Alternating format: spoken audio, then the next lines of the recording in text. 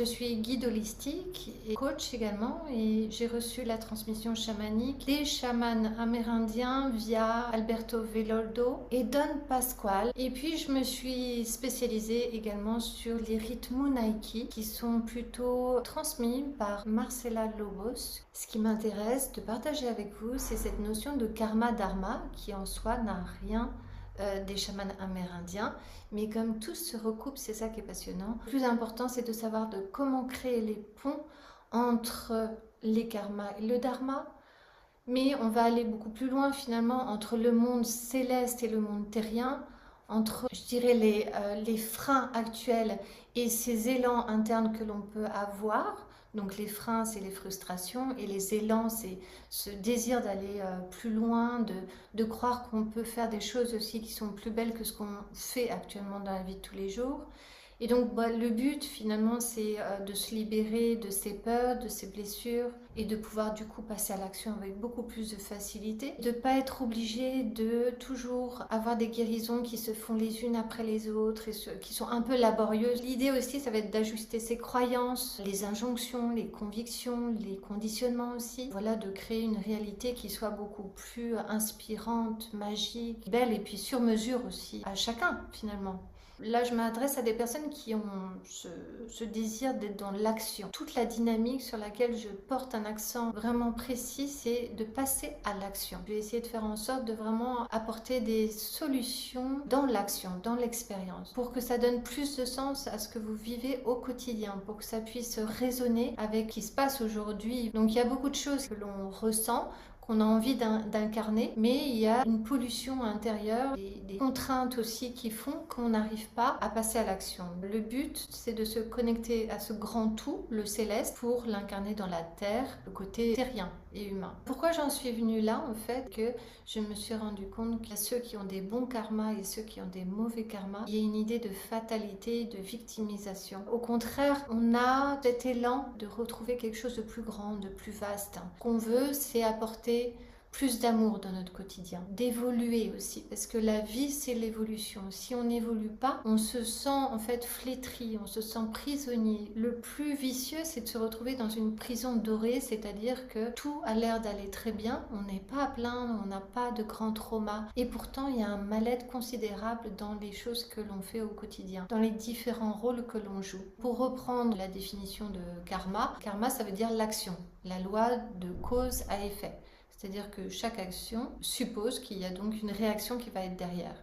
Et donc c'est une spirale qui va se construire autour d'une action. Il va y avoir différentes conséquences qui vont suivre. Cette loi de cause à effet, elle est fragmentée du coup, elle nous fragmente dans le temps et dans nos actions, puisque une action va provoquer différents fragments de conséquences. Là où ça se complique, c'est quand on parle de mauvais karma ou de bon karma. Le mauvais karma, c'est tout ce qui est négatif du coup. Une action qui a été négative a des conséquences qui sont négatives. On paye le prix d'une action qui a été négative. Violence, tromperie, colère, les émotions d'envie, de jalousie, d'orgueil, de cupidité. Voilà, c'est toutes ces notions-là qui vont se manifester au fur et à mesure, en fait, s'incruster dans le corps même et avoir des conséquences sur des maladies, problèmes financiers, des relations qui sont compliquées, de la malchance. Ça, c'est le mauvais karma. Et il y a cette idée aussi de labeur. Donc, c'est compliqué, c'est dur. Puis ensuite, on a le dharma.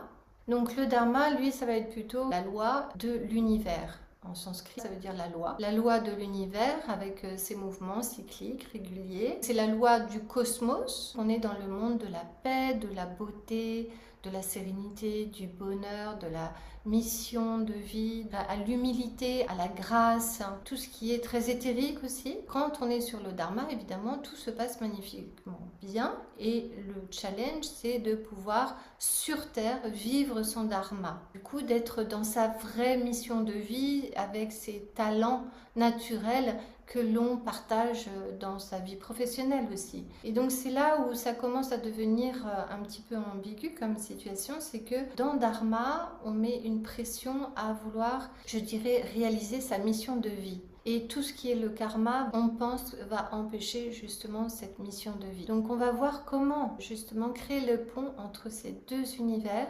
entre ce qui se fait dans les actions, et les actions sont forcément imparfaites, et ce qui se ressent, ce qu'on a envie d'incarner, et qui serait plutôt du domaine de la perfection justement. Dans la roue des karmas, ce qui est condition, on va dire, au karma, c'est que nous vivons la souffrance. Nous vivons la souffrance et nous avons des toxines. Donc voilà, ça c'est notre imperfection. Ce karma, on va dire, il bout dans l'imperfection, dans l'insatisfaction que l'on ressent d'être imparfait, dans tout ce qui nous entoure. Donc il y a plusieurs façons d'être en souffrance, et cette souffrance, ça va être révélée par les karmas. C'est-à-dire qu'à chaque fois que la souffrance se réveille en nous, en fait, c'est un karma qui se réveille également. Donc on va avoir, selon les personnalités et selon les événements de sa vie, différents types de souffrances. Donc on a des dépendances, des douleurs aussi bien physiques aussi, tout ce qui est du domaine de la gestion des émotions. Au niveau des souffrances, on va voir qu'il y a 3 grandes souffrances dans lesquelles on se retrouve au quotidien. Il y a l'attachement des émotions. Qu'est-ce que ça veut dire être attaché aux émotions? Il y a le stockage des peurs et des peines. Et puis, il y a les croyances et les injonctions. Ce sont les 3 grandes souffrances réellement dans lesquelles vous allez stocker et enfermer les karmas. Ça part d'une intention bienveillante que de vouloir cacher ses peurs et ses peines, que de vouloir garder ses émotions dans un coin et de vouloir aussi suivre les injonctions et les croyances de la société pour rester bien dans les cases en fait. On ne peut pas vivre des émotions sans qu'il y ait une histoire qui soit associée. Et donc si ces émotions ne sont pas validées, si elles ne sont pas reconnues pour ce qu'elles sont, en fait on va commencer à tricoter des histoires qui sont de plus en plus compliquées. Normalement dans une vie épanouie, une émotion vient et repart. C'est l'impermanence. Elle est normale, il n'y a pas à savoir si l'émotion que toi tu vis, elle est justifiée ou pas. Elle n'a pas besoin d'être analysée, elle n'a pas besoin d'être justifiée. Elle doit juste être vécue par contre, sans s'identifier à cette émotion. C'est ça le problème, c'est quand on commence à s'identifier à l'émotion parce qu'on n'a pas cet espace pour la libérer. Donc si vous regardez un enfant, vous avez constaté qu'il a la faculté d'être en colère ou de pleurer, de faire une crise de nerfs et quelques secondes plus tard de se retrouver à vous faire un bisou et à être complètement serein. Et ça c'est une faculté qui est humaine, qui est normale, qui est saine, mais que l'on perd au fil des années. Et un adulte ne sait plus gérer ses émotions et c'est là où ça devient dangereux, c'est qu'il croit, l'adulte du coup, que son émotion est réelle à travers une histoire et non pas à travers des ressentis. Or, l'émotion, pour qu'elle soit évacuée, il faut qu'elle ait cet espace de ressenti, connaître sa vérité dans ses ressentis. Et c'est à partir de là où le karma devient intéressant, c'est que chaque émotion est associée finalement à un individu en particulier et révèle un karma. Et donc c'est à travers ce karma que va renaître l'individu. Donc si je prends un exemple, vous êtes déprimé dans un moment précis de votre vie. Vous n'êtes pas quelqu'un de déprimé. Donc en général, on dit je suis déprimé. Donc on s'identifie et toute notre vie commence à devenir déprimante. Or, vous êtes déprimé pour une raison particulière. Et cette raison particulière, si vous allez à la source de cette souffrance, elle révèle un karma. Vous êtes stressé. Vous n'êtes pas quelqu'un de stressé. Vous n'allez pas commencer à tricoter une histoire pour justifier votre stress. Par contre, ce stress se révèle dans une situation qui, lui, manifeste la dualité, le manque d'alignement. Et ça, c'est le karma, votre karma, qui demande donc à être libéré. Comment, du coup, vous allez vous positionner et changer votre angle de vue par rapport à cette émotion? Eh bien, c'est là où peut-être qu'il y a un stockage des peurs et des peines qui a été fait quelque part dans le corps. Peut-être que vous êtes attaché à des croyances ou à des principes qui nourrissent et qui alimentent cette dépression ou ce stress, par exemple. Et c'est là où on se fait prendre au piège, c'est qu'on nous fait croire que les émotions que l'on vit ne sont pas vraies. Il ne faut pas être trop fragile, il ne faut pas être trop vulnérable. C'est réservé à certains que de vivre certains types d'émotions. Si je prends un autre exemple, ça va être intéressant de partir d'une croyance, d'une injonction. Je suis le boss de ma compagnie, donc je dois être autoritaire, je dois avoir une attitude particulière avec telle et telle personne de mes équipes. Cette injonction peut être à l'encontre de votre nature profonde, de votre façon de gérer les choses. Et plutôt que de trouver ce qui serait juste pour vous, le ton qui serait juste, la prestance qui serait juste pour vous de gérer, vous allez vous enfermer dans un type d'autorité qui ne vous colle pas du tout à la peau et qui au fur et à mesure va créer des conséquences, un écho autour de vous qui va vous mettre en porte-à-faux, comme on pourrait dire porter la malchance, vous mettre en difficulté. Et c'est là où le karma va se révéler, va révéler votre nature profonde, à vous réajuster et à prendre une posture qui soit juste avec vous. Le travail en lui-même, il est plus complexe qu'on ne peut l'imaginer, c'est-à-dire qu'on nous propose des schémas tout faits et tout le monde doit rentrer dedans, mais en règle générale, ces schémas ne sont plus valides aujourd'hui. C'est à chacun de retrouver la posture qui soit vraiment alignée, qui soit source de propulsion pour soi et pour l'environnement. Et c'est là où le karma est intéressant, c'est que donc on ne peut pas échapper à cette loi que si tu appliques une règle qui ne te correspond pas, il va y avoir des conséquences derrière. Par exemple, si je prends l'attitude du stockage, le stockage, ça va être la personne qui dit par exemple je suis trop timide. À cause de cette timidité que j'ai stockée, il va y avoir plein de choses que je ne vais pas faire, que je ne vais pas me permettre de faire. Ça va engendrer une roue de karma qui va être négative, dépressive. Et alors que en fait, plutôt que d'être dans la vie m'a rendu timide pour telle et telle raison, parce que je suis hypersensible, le karma te révèle que tu es censé aller dans l'exploration de ce qui est de toi. Et non pas pour t'affliger d'être hypersensible, mais comment tu vas justement, dans l'autre sens, en faire une force qui t'ont permis de te dépasser et du coup d'être capable d'aller sur ton dharma. Après, on a aussi les toxines. Dans les toxines, vous connaissez sans doute le triangle de Karpman. Les objectifs sont toxines terribles et le déni. Dans le triangle de Karpman, pour reprendre rapidement pour ceux qui ne connaissent pas, il y a 3 postures. C'est je sauve, je victimise et je persécute. C'est ce que l'on fait avant tout avec soi-même. Je sauve mes blessures, je sauve mes histoires, je victimise toutes les parties de moi qui sont blessées. Et je persécute toutes mes actions. C'est qu'en fait, on se tricote tellement d'histoires que ça nous porte dans une roue dépressive. C'est la roue de karma. Dans la mesure où on se fait enfermer dans le triangle de Karpman, on est sûr à 200% qu'on est dans un terrain toxique. Comment faire pour en sortir, ça on le verra par la suite. Mais en tout cas, de reconnaître ce terrain est essentiel pour pouvoir avancer.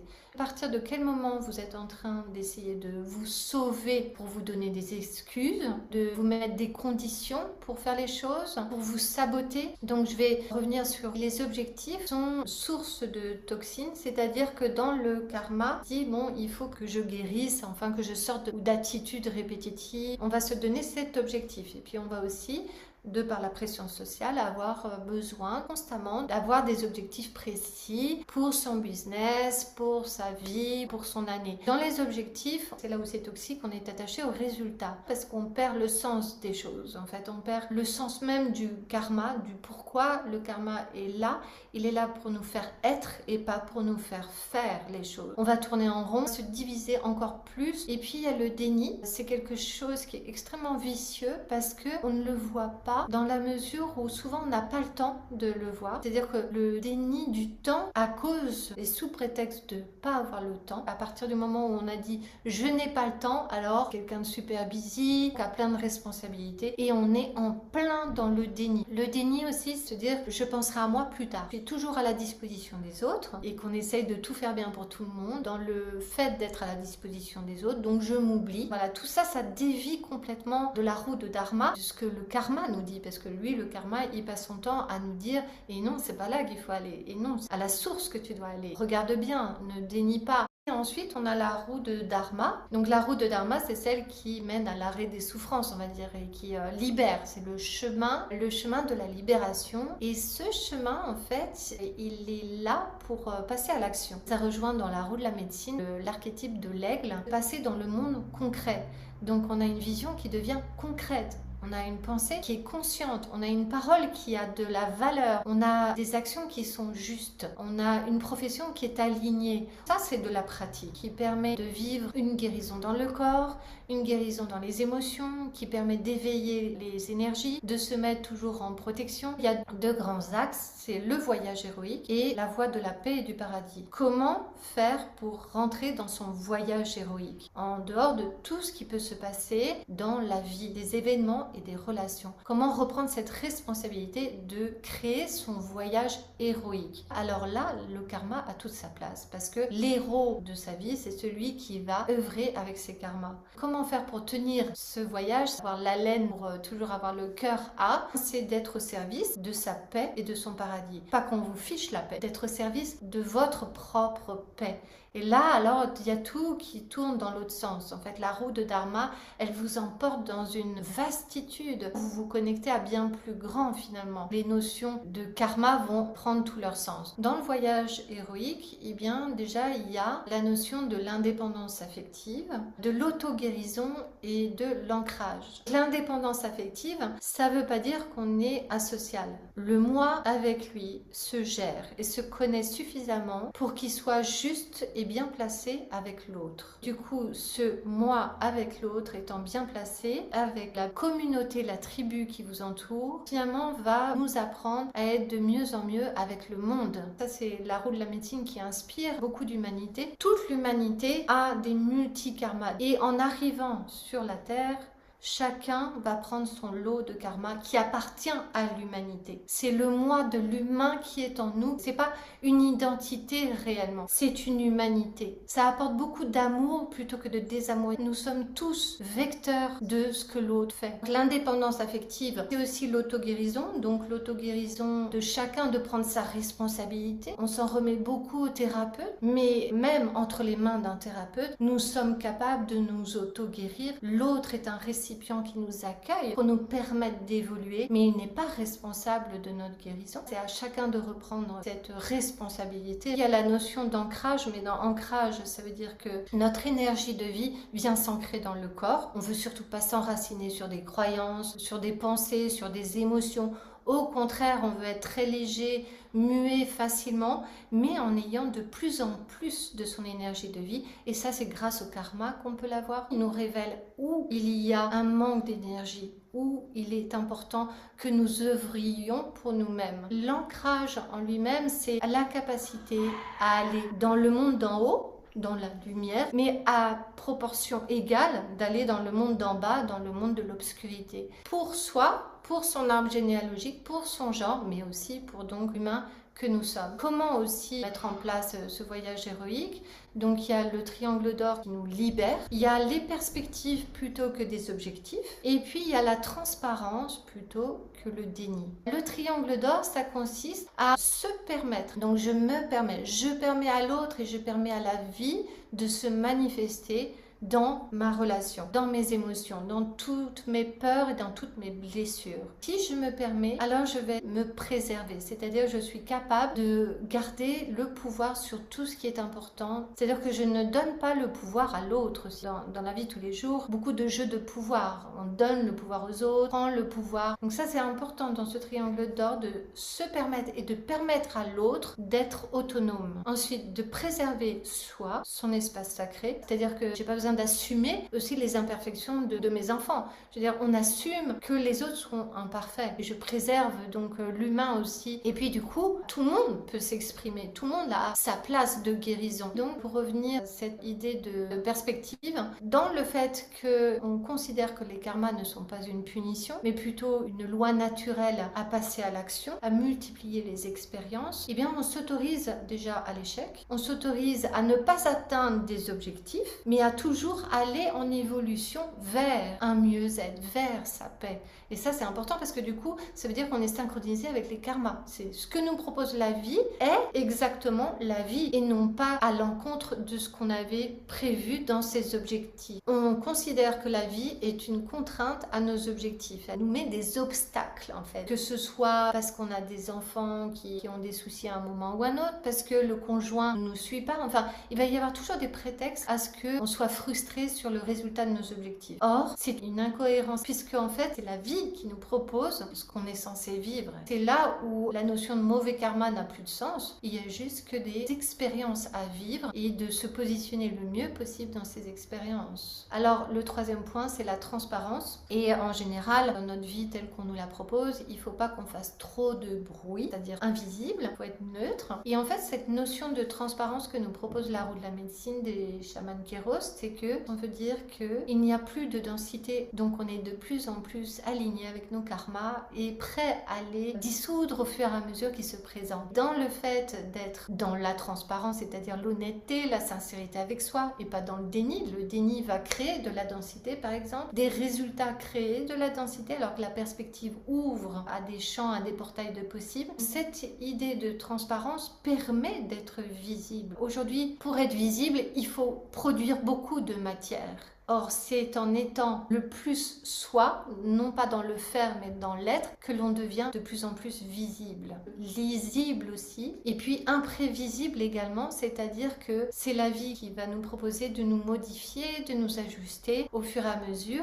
On inspire finalement les autres à être eux-mêmes dans la transparence, on leur donne l'autorisation aussi. Et dans le monde de la thérapie, c'est très compliqué parce qu'on croit qu'on doit avoir l'air d'être parfait, l'air d'être guéri. Personne n'est censé tenir cette posture d'avoir l'air de. Finalement, c'est l'écho que cela va avoir sur le futur qui est intéressant. L'écho de la résonance, d'écouter l'écho que ça va avoir aussi sur le futur. Les conséquences que ça va ouvrir d'imprévisible plutôt que de toujours faire des projections du passé qu'on répète comme un petit hamster. Alors que si un karma est au contraire assumé, il va avoir un écho qui nous permet d'écrire différemment l'histoire de notre vie, le voyage héroïque justement. Par exemple, dans la roue de la médecine, on dit qu'il y a le livre d'argent et le livre d'or. Donc effectivement, le livre d'argent, il est dans nos gènes. Enfin, on est à un endroit précis, dans une famille précise et tout ça. Donc c'est un peu ce livre qui est déjà préécrit par l'arbre généalogique. Il y a plein de karma, voilà, de maladies, de drames, de choses comme ça, de schémas répétitifs.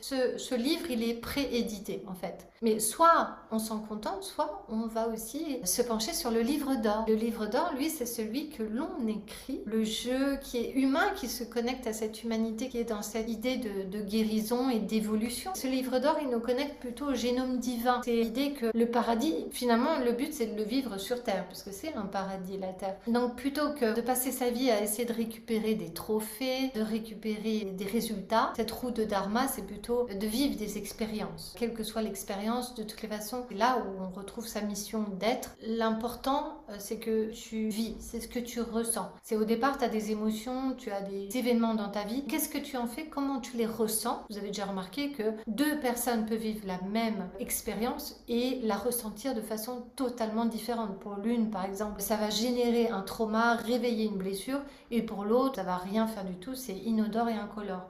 Donc ça veut bien dire que le karma a une importance capitale dans l'évolution de chacun. Et cette vérité, elle est je dirais le noyau, le vecteur de la guérison et de l'évolution. Donc c'est là où on retrouve la prophétie des Andes. Soit tu fais partie de l'expérience de l'humain, est-ce que tu as envie de faire partir de l'expérience de l'humain et du coup de mettre des actions en place pour cela? Ou alors est-ce que tu te laisses plutôt porter? Dans ce cas, tu vas prendre un peu les vagues comme elles arrivent et puis subir finalement ce qui se passe dans ta vie. Faire partie de l'expérience, ça veut dire aussi donc pratiquer. C'est pratiquer l'être. En fait, c'est par l'être que tu vas proposer quelque chose. Voilà, ça va être la perspective qui va se dégager. Prendre cette responsabilité à trouver ta paix en toi. Voilà comment j'avais envie de présenter cette approche de karma dharma. Dans les pratiques, moi je propose la femme médecine. C'est tellement vaste en fait la roue de la médecine, c'est tellement riche, toute une aventure de vie. Soyez audacieuse.